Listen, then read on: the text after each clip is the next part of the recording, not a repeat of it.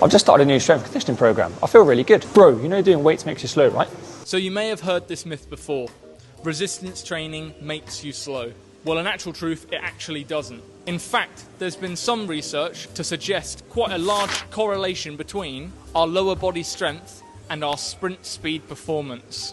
This is largely due to the fact that when we're able to produce more force for our lower body, we have an increase in our ground reaction forces, meaning we're just simply able to push harder down into the ground. So carrying over to sprint performance, when we are required to push hard into the ground, we're able to produce more force, pushing back and down into the ground to move us forwards a bit quicker.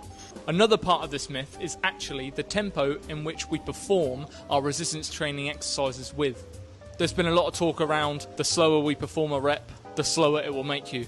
However, yet again, research has countered this argument, suggesting that actually the tempo in which we perform our exercises doesn't really seem to have any negative or harmful effect to our sprint speed performance.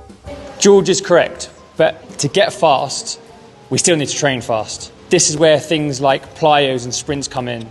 These are high velocity, high explosive movements that train the central nervous system to fire quickly and produce force rapidly. Exactly what we need as speed and power athletes. To be a complete explosive athlete, you need to train along the whole curve.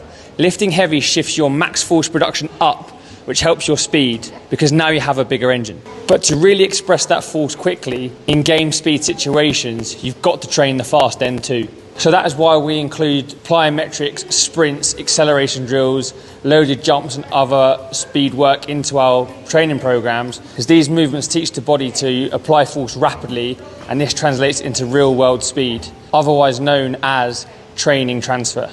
Strength speed work also bridges the gap between slow heavy lifts and fast reactive movements, so your body is better prepared for sporting actions.